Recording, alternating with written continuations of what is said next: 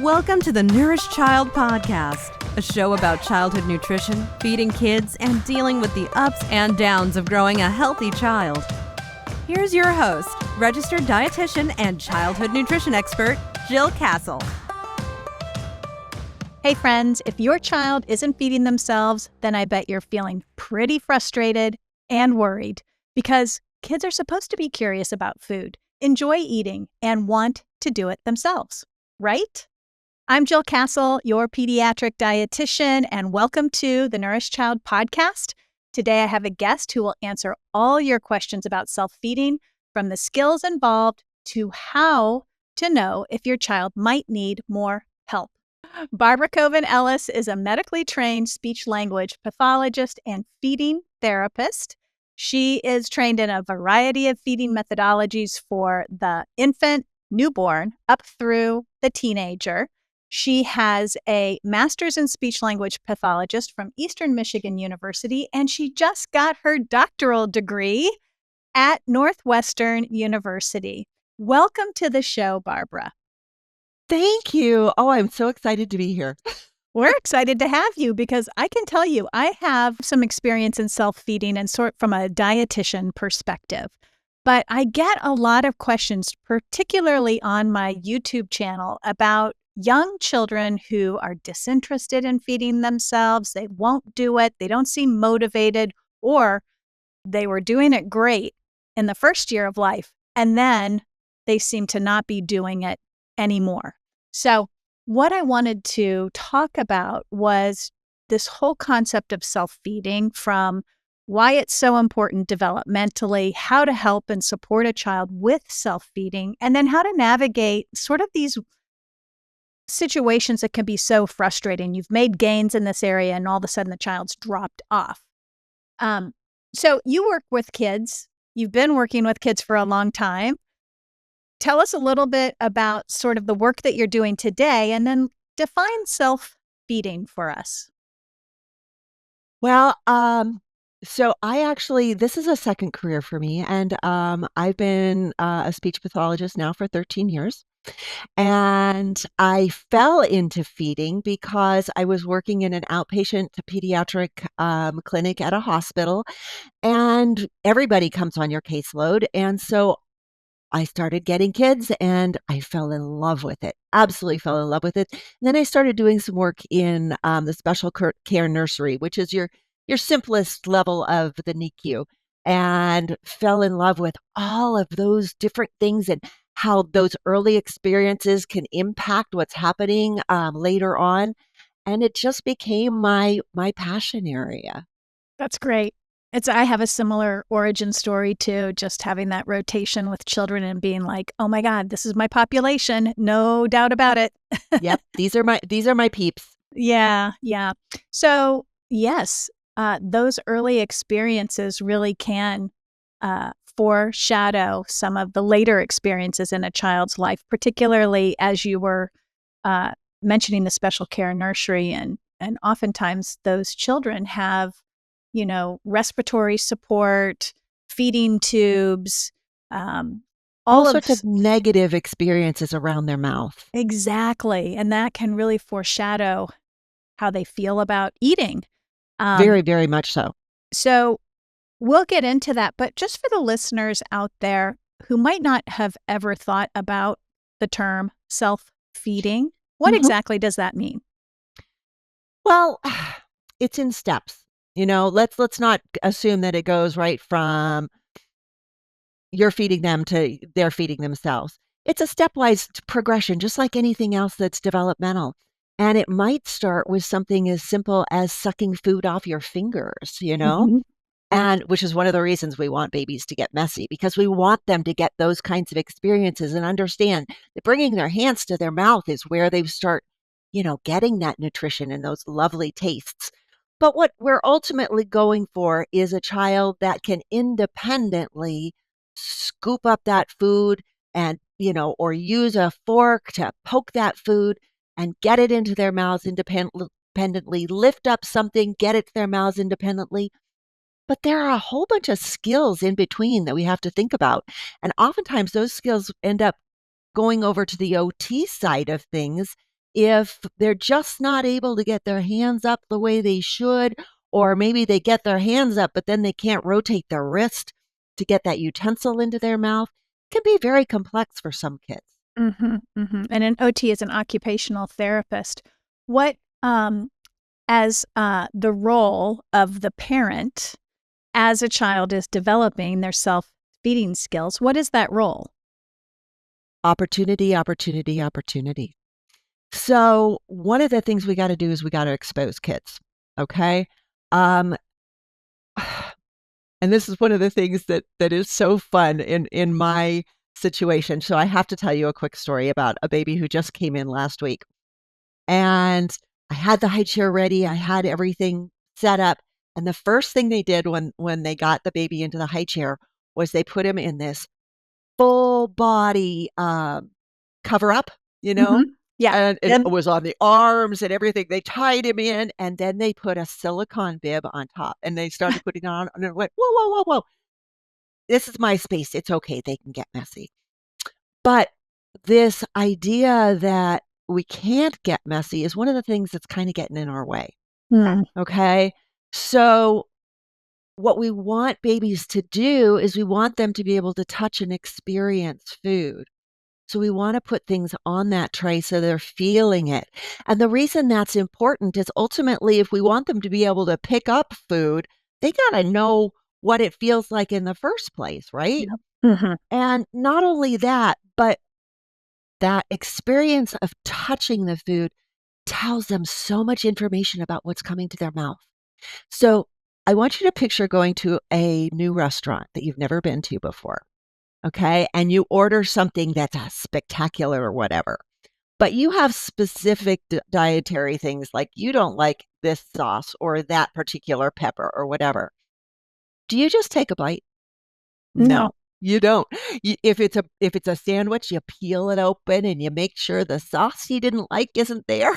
If it's a pasta, you might cut it open and check out what's inside, but you never just pop it in. I mean, that's a very brave person who just pops it in their mouth, and Yeah. very few of us do that. But we expect babies and kids to do the same thing. We expect them to just try what we give them instead of putting it out there for them to explore and decide. And that's part of the self-feeding process, is they've got to be able to explore what it is to decide if they want to put it in their mouth. Right. So opportunity to explore sounds like that's the main parenting role here when we're trying to support kids in self-feeding. That's one of our very big first ones. And then the second one is, kids don't automatically get that lovely scoop, they need that ability. So when we're working with utensils in particular, mom should have one, baby should have one. Sometimes with some kids, they're going to be two-fisted eaters, and otherwise they're going to grab yours. Load the spoon for them because they just can't do that part themselves. So we load it for them. They're feeding themselves, and we might feed them a bite. They're feeding themselves because we're pretty inefficient with those bites we're feeding ourselves. But at that same time, we're getting that opportunity to bring the food to our mouth. We're getting the opportunity to figure out, where is my gag reflex? Because, of course, we're going to shove it in too far, make ourselves gag. Yeah. And that's actually a necessary step, because that moves the gag reflex back on our tongue when our body starts to realize, okay, it's time for solids. We need to work things a little differently now. Instead of liquids and suck, swallow. Yes. So when should a parent start thinking about introducing self-feeding? From the beginning. From the very beginning. Yeah, we, back in the 50s, and then later on, those parents who were trained then, it was all about, scoop it in, shove it in, get that food in there. We've realized that that's probably not the best thing. And so these days we very much like to start it at the beginning, because for one, that gets kids interested in participating in the whole process. And two, it helps with the whole developmental fine motor. We're encouraging it at every single meal. We're getting to learn about using first that raking grasp when we're really little, and then a bit later that pincer grasp that we use, when we see kids picking up their Cheerios, etc. Yeah. Yeah. So around 6 months, it sounds like, or even maybe between 4 and 6 months in terms of developmental signs of readiness for solid foods and things of that nature. Yes, I will always defer on that to a pediatrician, Yep. because we have GI to consider too, Hmm. and for many babies, their GI tract is really not ready for solids until they're around 6 months. Correct. So that's a pediatrician parent Hmm. discussion. Yeah. Got it. Or a dietitian discussion. Yes, exactly. um, so, why is it so important developmentally for young children to develop the skill of self feeding? Well, it has to do with all of those wonderful cognitive things. I mean, we're doing so much there. Um, it's like I said, it's all the fine motor, it's the gross motor. It's so complex. I think right here, Jill, there's not too much more I can add to this. Sure. No, that's fine.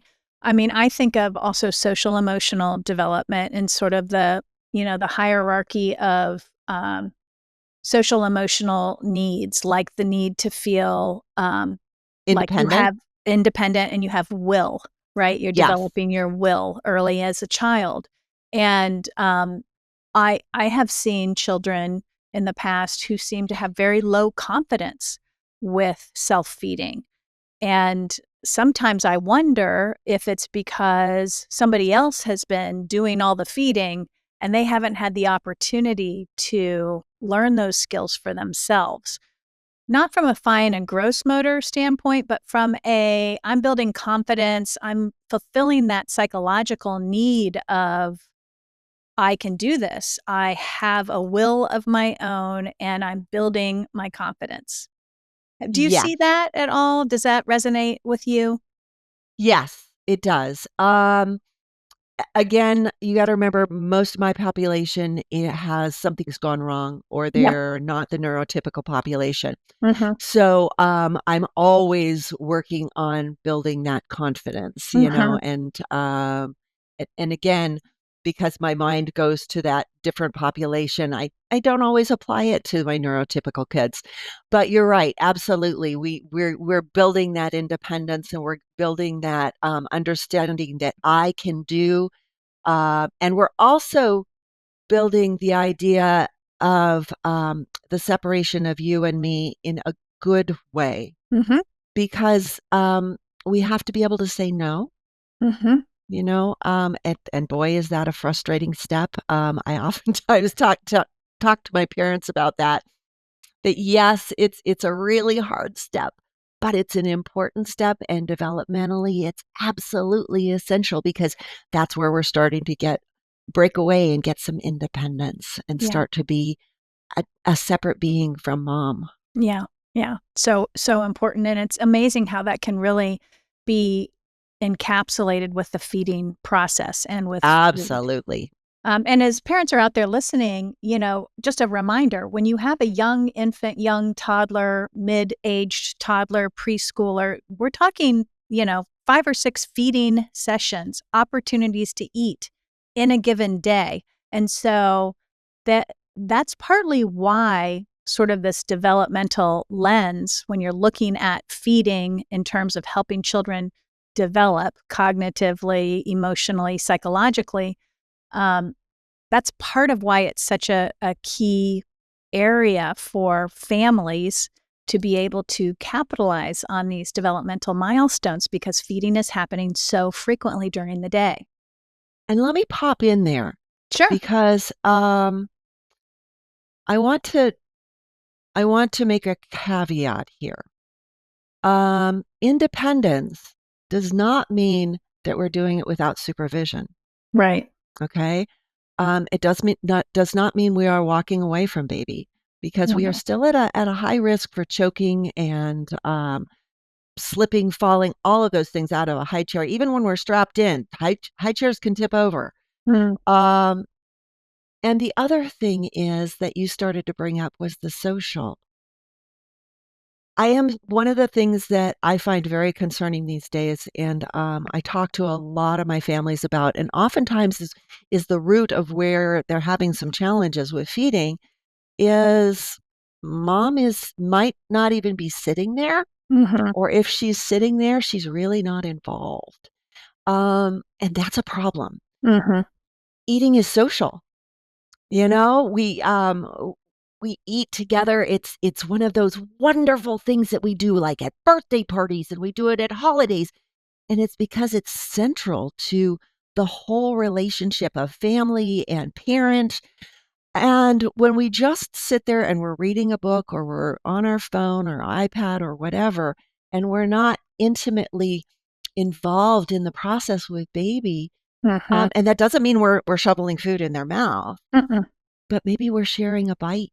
Mm-hmm. Maybe you might not be having the exact same thing as baby, but you're having a cup of coffee and you're having something along with it. So you're both sharing in that moment. When you go out with your girlfriends, what, or your best friend or whoever, what do you usually do? Let's meet for coffee. Let's meet for da da da. And you're sitting down. It's that shared intimacy, and it's so important. Um, Oftentimes kids are not going to eat if you're not eating too, Mm-hmm. and early on, we've got a thing called mirror neurons, and people don't know much about that. But if you watch a baby when you're talking to them, oftentimes they're making faces along with you, making that ooh as you're going ooh, and they're smacking their lips when you're going ma ma ma ma ma. That is neurological. Mm-hmm. That's the brain saying, "Oh, I need to copy you." We do the same thing when we're eating. If we watch a parent chewing on something, we start going, "Oh, oh, no." That's one of our early stages that we start telling us about readiness, right? When the baby is sitting on your lap and they're looking up at you and you're drinking and eating and they're going, Yes. all of that early stuff. And that's so cool. But then when we sit down with them and we're not sharing in that food, we're not giving them that wonderful opportunity to watch our mouth do those things. They're not getting the opportunity to watch us sip from a cup or suck from a straw where their lips go in imitation. Those are Mm-hmm. all skills we're building when they're imitating those things. They're learning so much. And so we want to think about that when we're eating, when we're sitting them down to eat. It's a partnership. We're doing it together. Sure, sure. And for folks, if you're listening on audio, I invite you to go over and watch the video because Barbara just did a master class in all the mouth moves that infants might want to mimic you doing. So that was brilliant. So go watch this interview on YouTube as well. I want to circle back to you. You talked a little bit about gagging and then you talked a little bit about choking. And Yes. so I know that this is a primary fear for lots of parents who are just starting out feeding their young infants and toddlers. Can you differentiate between choking and gagging and sort of allay some of that fear that parents have? So gagging is a natural thing. Okay. It's a protective reflex that we have from day one. And it is protective. When we are born, if this is your tongue, the gag reflex is way up front, and this is the back of your mouth. Gag reflex is way up front. It moves back developmentally as we get a little older. And when we first start out eating, it's about here. So, Midway yeah, in the mouth. midway. And Mhm. so a lot of things will still make us gag if they go too far back. That's why one of the things we have to do is start with early mouthing experiences to start helping that gag reflex move back. So if you're looking at feeding experts, people like Diane Barr, Mm-hmm. or and she's one of my favorites because she's an all oral motor person. Yep. She's going to talk to you about early mouthing experiences. Those are those Mm-hmm. things where they've got the teethers and all of those different things. The opportunity for the baby to put their fists in their mouth and suck on their thumb and chew on their hands. We want those experiences. Those move the gag reflex back. And for those babies who never mouth anything, that gag reflex is not going to have moved back. So when you start the solids, you're going to have a little more challenge. Yeah. And oftentimes that fact that they're not putting in their anything in their mouth may be a little bit of a pink flag that we've got some things going on that we want to start saying, okay, that hand never goes to the mouth. The toys never go in the mouth. Hmm. Why? And how can I encourage that by finding some things that maybe we can get baby to start mouthing some appropriate toys and things. So a gag is that it's that it's that almost looks like they're going to vomit, right? Mm-hmm. And the purpose of that is to move things forward. Mm-hmm. It's gotten too far back, and the tongue has not figured out either how to move it back safely, or the tongue has figured out, oh, I need to chew this, or this is something that's I'm not ready to manage yet. Mm-hmm. And so then we gag it and we move it forward. Mm-hmm. Um, Again, safety, and it's okay. And that baby's telling you something. Maybe you gave them too big a bite. Mm-hmm. Maybe you gave them something that they're not ready for. And we need to teach them to get it over to their molar surfaces first. Mm-hmm. It also could be that baby just got a flavor that they did not expect and are not quite sure of. It may not be that they don't like it, but that it's brand new. Mm-hmm. And that's one of the important things, for people like you who are always talking about expanding food, what the choices and things. Don't think that just because they gagged on it one time is that they don't like it. Because Right. oftentimes it's just, oh wow, what was that? Yeah. And get that out of my mouth. But then if it's on their tray, they may try it again and go, hey, maybe that's okay, because it may be bringing back a memory from when they were in utero and they tasted that little bit of amniotic fluid, and mom maybe liked something spicy or something very sour. And the first time they taste it themselves, it's a little much. But then when they start remembering, it's like, oh, wait a minute. That was one of those wonderful things I tasted in utero. I think maybe I Yeah. want to try that again. Now, choking is silent. Choking has blocked the airway. That's when we've got the big eyes. That's when we might have color change. That's when we can't cough. Mm-hmm. Okay? That's why we never walk away from the table, Mm-hmm. because it's silent. You won't hear it happen. Yeah. And that's when, it's really important that we understand how to turn a baby upside down and get that out. Mm-hmm. If we've had a choking experience, I know I have so many parents that's absolutely terrifying. We got to figure out why. Mm-hmm. What happened? Mm-hmm. And oftentimes it's because we jumped too far ahead in what we were giving baby. Or baby got something in their mouth, maybe from the floor, or whatever, their older brother's mini Lego. Yeah. It's always a Lego. Or it's a magnetile magnet. Mm. Worse. But they are completely different things. And a gag is something that's going to happen and we kind of want to happen. Mm-hmm. Choking is what we never want to see. Right. Right. So let's say your child has started self-feeding. They started off with, maybe they started baby-led weaning, which is small pieces of strips of food that the baby holds on to and sucks on. They dissolve in their mouth. Maybe your child started with pureed, spoon feeding. Things were going great. They started off so interested, really loved it. And then that interest dissipated. and the parent is noticing that feeding their child is becoming more of a struggle and that their child just doesn't seem to be into it. Mhm. What might be happening here? Well, there are a lot of different things. Mm-hmm. One of which can be, let's look at how much liquid this child is taking in, Mm-hmm. okay? Some kids become these just milk chuggers, okay, or formula chuggers, and they fill up, and then solids just aren't interesting.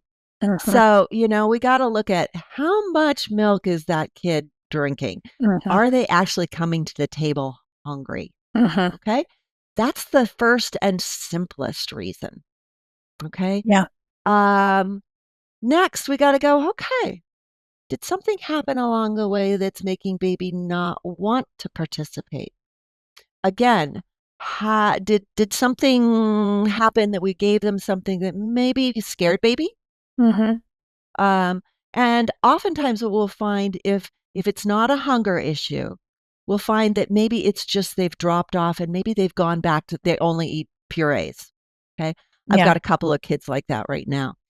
And what usually happens along the way is we continue to give them those developmental steps of food, the things that we know, okay, the next step is to give them something that is, they have to chew, da da da da da.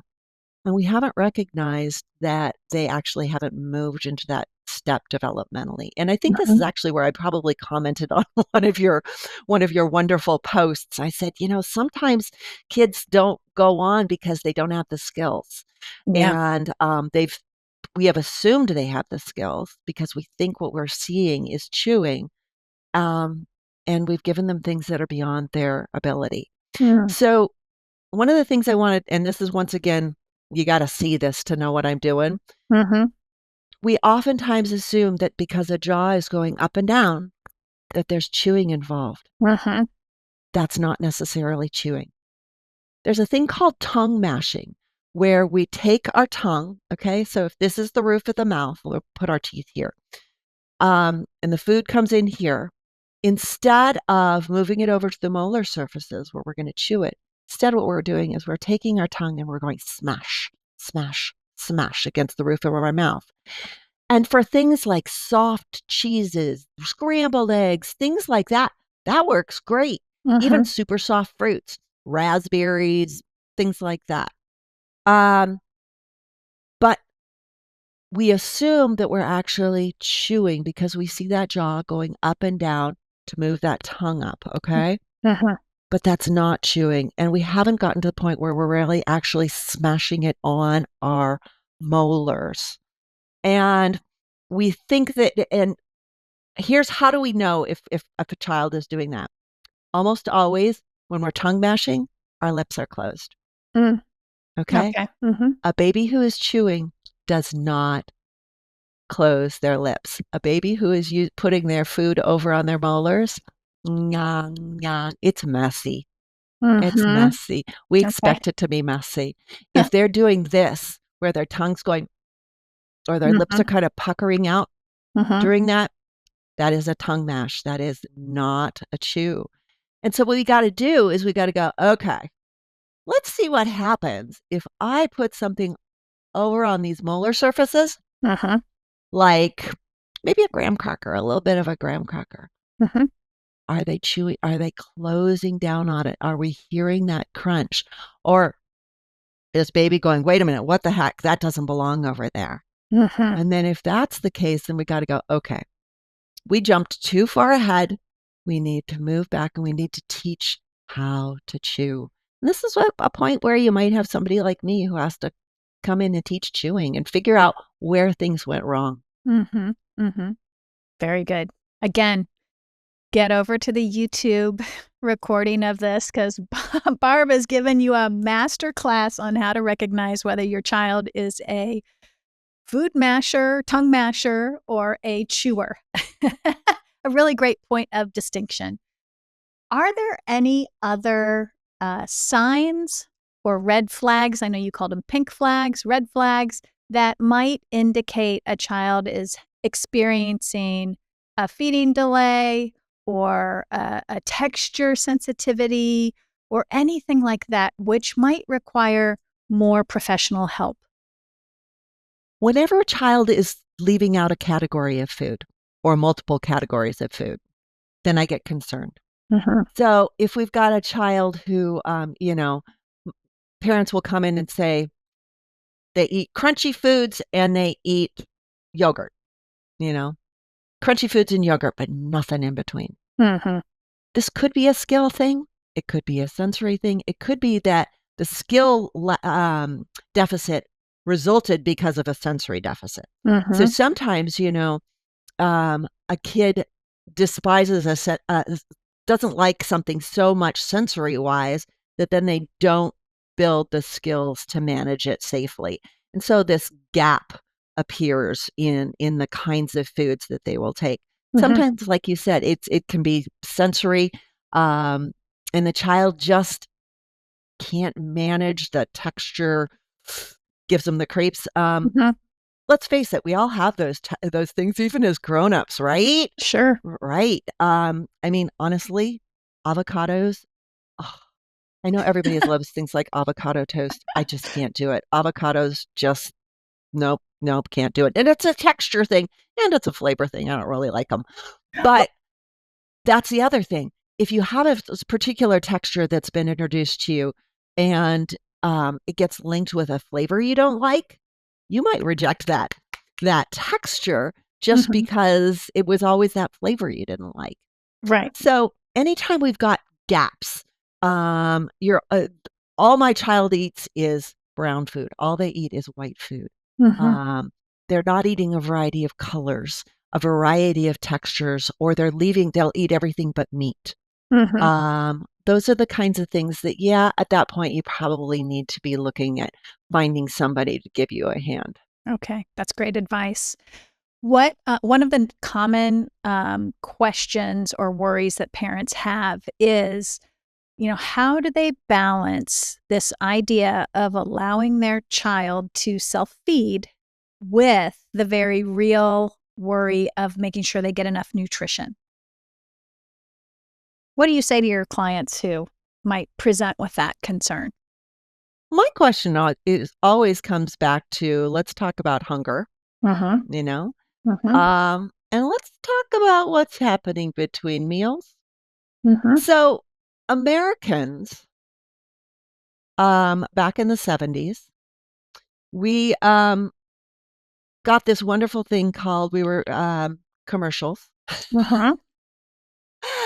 Where all of a sudden we had 60s and 70s, we all of a sudden had all of these ads for these foods that had never really been considered foods before.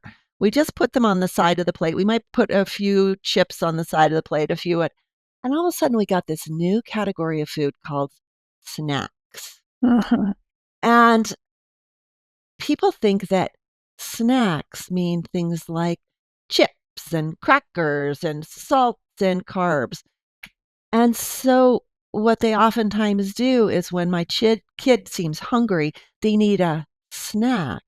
Mm-hmm. And they give them these foods that are really empty I mean, they're calories. We need Mm-hmm. calories, okay? And but they're not the foods we want them to be eating and focusing on. And so, and I know this as a nutritionist, this is probably one of your big things. Snacks should be mini meals. They Yeah. should be the things we want them to be eating, right? Yeah. So, and we shouldn't be allowing open snacking, right? Correct. So we have those 3 meals or 5 meals when we're really, really little. But those snacks that are in between are controlled, right? We control what the food is. It's Mm-hmm. not that they go in and just eat whatever they want.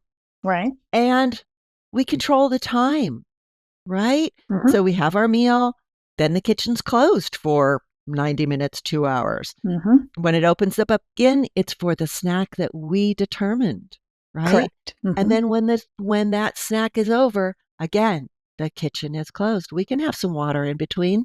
Oh, I'm hungry. Well, meal, lunch is coming up at noon. Here's some water. We have to start getting our kids to understand what hunger cues are Mm-hmm. so that when they come to the table, They don't just eat enough to make that hunger cue go away a little bit and then run away. Okay? Well, they run away, they're going to be hungry the next time. But if we give them snacks in between, Yeah. that's a real problem. Yeah. I agree with you. You're speaking my love language. I know. Absolutely. Structure, structure, structure. Exactly. Yeah. Yeah. So if you don't mind, in this last few minutes of us being together, I want to present you with 2 cases, and I just want your quick and dirty, Okay. off the top of your head, how would you respond to this scenario? Okay. My son is 10 months old. If I leave food on the tray, he only plays with it like a toy and drops it on the floor. Then I'm nervous he doesn't get half the calories he's supposed to from solid foods, so I spoon feed him. Even spoon feeding him is hard, and he shuts his mouth. Well, if he shuts his mouth, then he doesn't want the food. Okay? So what what's happening here? If it's spoon feeding, then we're talking it's something soft, right? Are we giving the child a utensil? Are we loading the utensil for them and helping them out? Are we alternating where they take a bite, you take a bite with those utensils? If it's finger feeding, are we sitting down with them and are we eating some of it too? Are we leaving them alone? All of those things are the first things I'm going to ask. Are you eating with them? So oftentimes the child that's dropping things on the floor is the child that's bored. And the other thing is, let's make some rules, right? Let's not fill up their tray and overwhelm them. Let's give them a couple pieces. And when they start dropping it on the floor, whoop, these things belong here. They belong on the tray. No, thank you. Yeah. Good.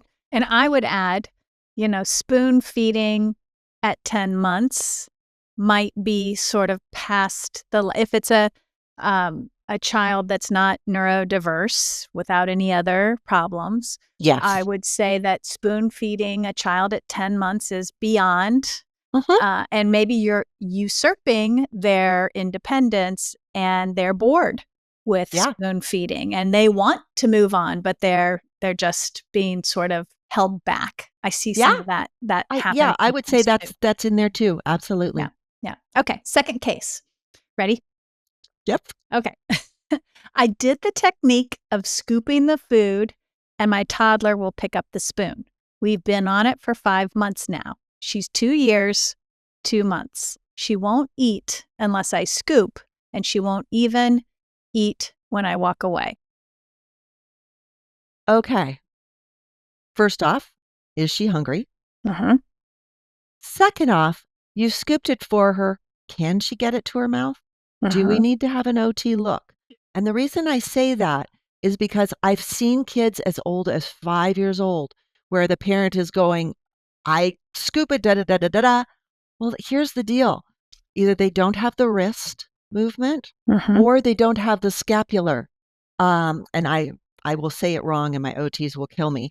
So, but it has to do with scapular movement and being able to elevate the arm and bring it up.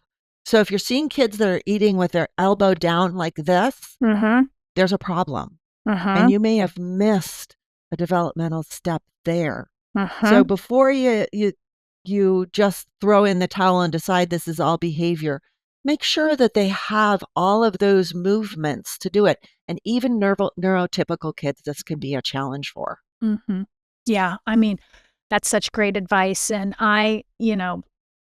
in the course of my practice, I mean, I've seen kids who are 7 or 8 that won't use utensils, that only eat with their hands. So there's a lot that can be going on. And I think you've really given us sort of a master class on the physical, fine motor, gross motor skills that need to be involved with self-feeding, sort of the developmental milestones that we're looking for in terms of readiness, differentiating gagging and choking, and there's just so much there to self-feeding. I really appreciate all of your insight.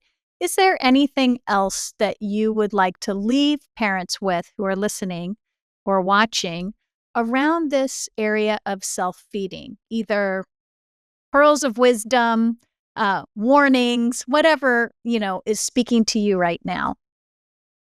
The biggest thing that I would say is make feeding social. Self-feeding does not mean feeding alone. Uh-huh. It's feeding together. Uh-huh. And unfortunately, I can't emphasize that enough. This idea of the self is great, but there's a relationship. Everything is relationship based, especially when we're little. And being there for them and sharing in that is Uh-huh. so important. Self does not mean that they are now doing it on their own. Safety wise, social wise, all of those different things, those supports still need to be there. Wonderful advice. Barbara, where can people find you, get in touch with you, follow you, if they'd like to? Well, there's my website, which is chasingunicornspeech.com. Uh-huh. And I am on Instagram, but I'll tell you, I have been so busy doing my doctorate that I have not done much with that. And I am going to start doing more. But going to my website, I've got several blogs there, and I'm going to start expanding those blogs. Those are my first priority. Awesome. So We will include the link to your blog, chasingunicornsspeech.com, in the show notes. Thank you so much for coming on the show. I so appreciate it. I'm glad we've been able to connect. oh, thank you. I'm so excited. I was so excited to be invited, and this has been so much fun. Thanks for listening to the Nourished Child Podcast, where the #1 goal is to help you grow a nourished child inside and out.